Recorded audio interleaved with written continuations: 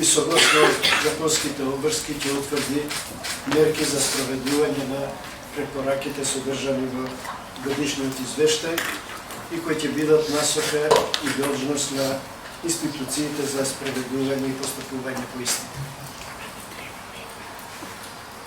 Со статистичките податоци за работата на нашата институција се следуваат.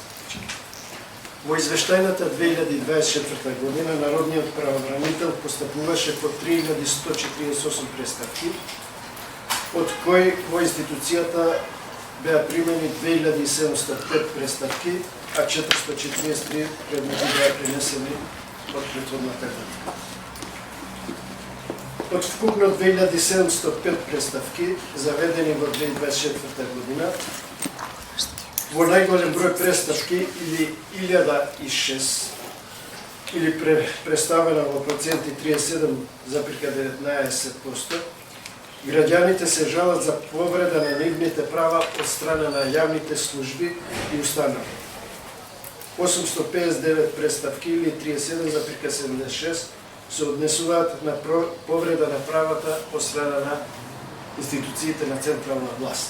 39 од казнено-поправните и воспитно-поправните установи 184 или 6,80%, од работните области 182 или 6,73%, имотно-правни прашања 130 или 4,81%, социјалната сигурност и социјална заштита 114 или 4,27%, од пензиското и инвалидското осигурување 108 или 3,99%, така нареченото должничко робство.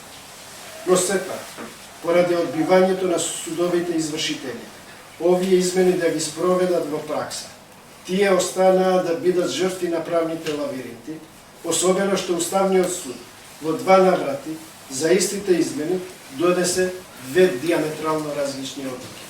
Еднаш дека истите не се косат со Уставот, за по неколку месеци овие измени го нарушуваат правниот систем и истите да ги укинат. Инаку, сметам дека извршителите мора доследно да го применуваат применуваат законските одредби, кои се однесуваат на висината на каматата и дозволената висина на одземање на средства на граѓаните од 1/3, односно 1/5 од платата или пензијата, како и да се целосно воздржат од извршување за делот на изземените права од извршување.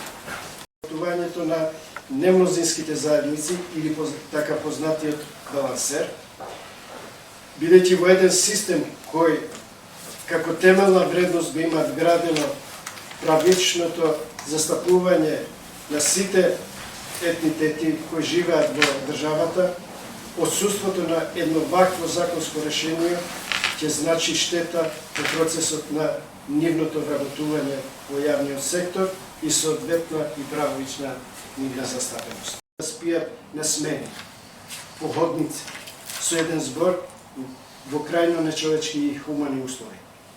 Меѓусебните пресметки кај затворениците се последица на претходно констатираното. Тука би го додал и податокот за недостатокот соодветен кадар и чуварска служба, па во ризик за својата безбедност, освен затворениците, се ставаат и вработените во казнено-поправните установи.